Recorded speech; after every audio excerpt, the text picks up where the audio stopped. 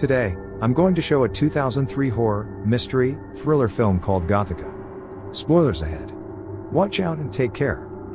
In Woodward Penitentiary, psychiatrist, Dr. Miranda Gray, is interviewing her patient, Chloe Sava. Chloe tells her about the devil who visits her in her cell almost every night and rapes her. Miranda dismisses this as delusions, a way for Chloe's brain to repress the abusive memories she has of her stepfather. This angers Chloe and she lashes out at Miranda, prompting the nurses to take her away. Miranda isn't fazed and returns to Dr. Doug Gray's office, her colleague, and husband. They share a passionate kiss until they're interrupted by another colleague, Dr. Pete Graham.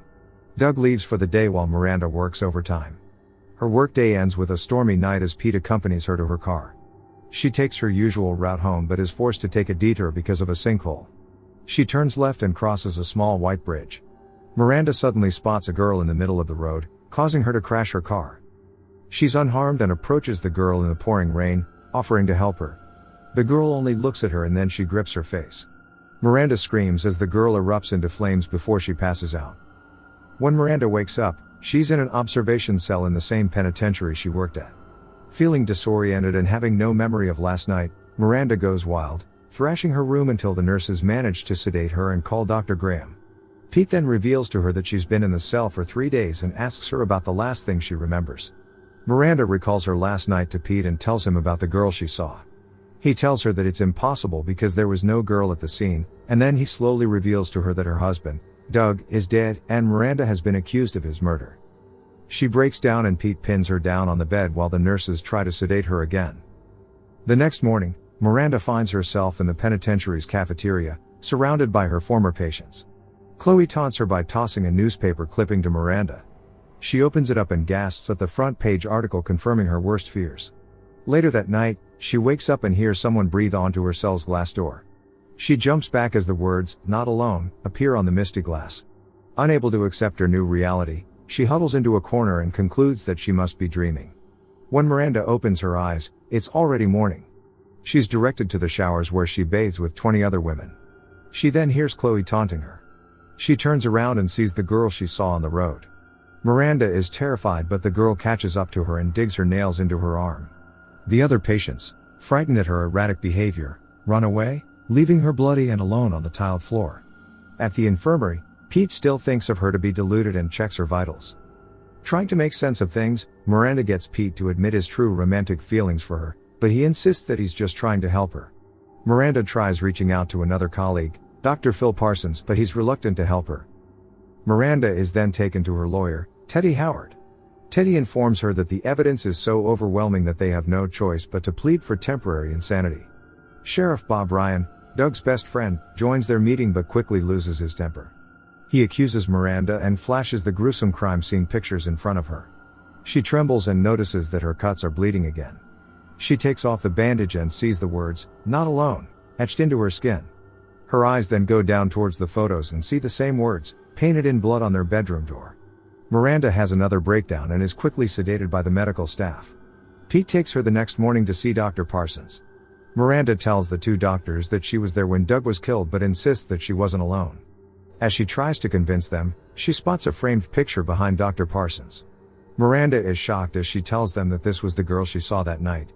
Dr. Parsons looks sad as he tells Miranda that it's impossible because the girl in the picture was his daughter, Rachel, who committed suicide 4 years ago. As the night comes, Miranda wakes up to the strong presence in her cell again. She calls out to the spirit and says that if it is indeed the ghost of Rachel Parsons, then it would let her out of the cell. Her cell door opens and she escapes to the hallway where she sees the figure of a ghostly girl walking through the wall. Miranda breaks into Pete's office where his computer suddenly turns on to reveal a webpage article of Rachel Parsons. A surveillance cam then appears on the screen showing the girl standing in the hallway of the solitary confinement section. Thinking that Chloe is in danger, Miranda runs to her. She arrives in solitary and hears a thump from Chloe's cell. As she looks into the opening, Chloe's bloody face is pushed against the glass. She tries to open the door but is stopped by a man with a tattooed chest of the anima sola. She runs away and is tackled down by the medical staff. Miranda meets Pete the next day and asks about Chloe. She tells him about the man with the tattoo and insists that Rachel didn't commit suicide. Pete dismisses her again as delusional and warns her that if she acts up again, he'll be forced to throw her into solitary. Miranda finds Chloe later in the day in the yard. She apologizes to her for not believing her stories earlier. Chloe accepts her apology and gives her a hug, but is still unable to name the culprit. She then warns Miranda that the devil is targeting her next. At the psych ward, Miranda feels the haunting presence again. As she turns around in her cell, the ghost's rotting face appears before her and smashes her into the wall. Miranda frantically searches for her attacker, but there's no escape. The ghost throws her against the other wall, breaking the furniture. It tosses her back and forth against the two walls and then drops her down to the ground, just in time for the authorities to arrive. As the officer checks on Miranda, she gets up and knocks him unconscious. She grabs the keys and escapes from the ward. The alarm blares and alerts the officers to search for their missing patient. Miranda makes her way to an unused wing of the hospital and slips into the pool and waits for the officers to leave. When she opens her eyes, the ghost appears before her.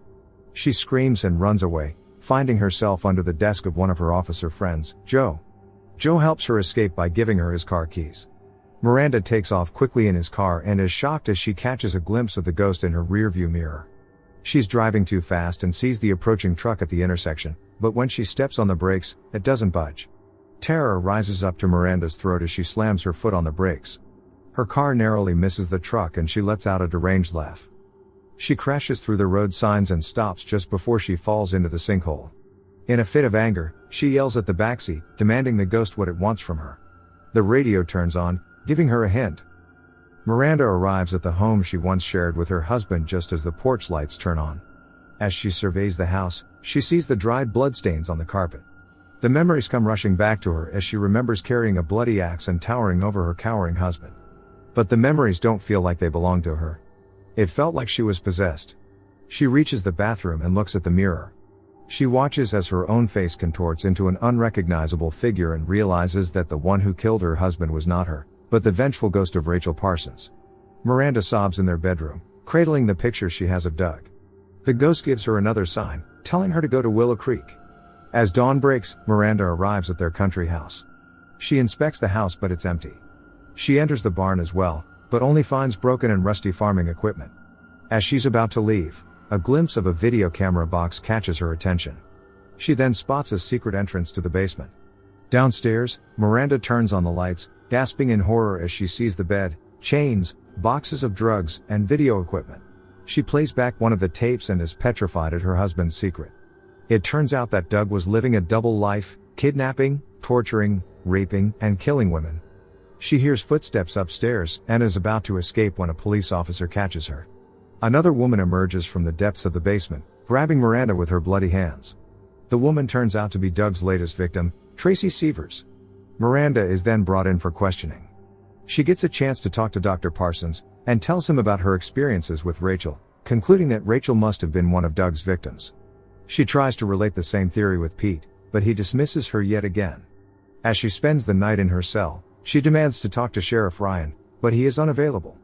Meanwhile, Pete digs up his own research about the anima sola tattoo. Later that same night, Sheriff Ryan visits Miranda in her cell. Miranda tells him that the meaning of the phrase, "not alone," means that there are two killers and not just Doug. She shares her theory and comes up with a psychological profile of the second killer. As she speaks out the facts, she realizes that the profile perfectly matches Sheriff Ryan.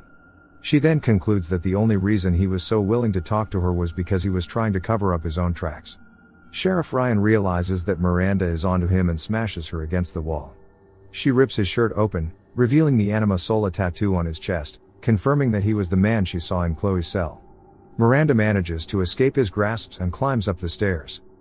He fires consecutive shots at her, one bullet hitting open the gas pipe. She reaches the locked doors and screams for help, but he catches up to her. She hides under one of the desks as he gets his shotgun. He's left at the end of his line and starts his deranged monologue, revealing the decades-old killing secrets he shared with Doug and admitting the fact that they killed Rachel Parsons. As he's about to flip over Miranda's desk, a shadow catches his sight from the other side. He shoots and follows it. He sees a woman standing in front of him behind the glass, believing it to be Miranda, but it's actually Rachel. He fires another bullet, breaking the glass, and is shocked to see Rachel's corpse. Terrified, he fires another shot at her, igniting the gas surrounding him.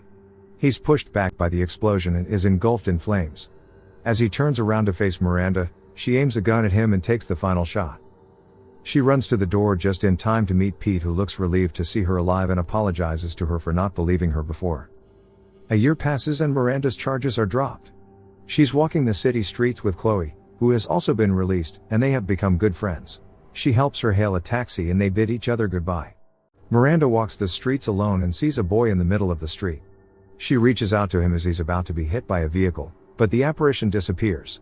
Miranda continues her walk and on the side, a poster is plastered on a lamppost, looking for a little boy.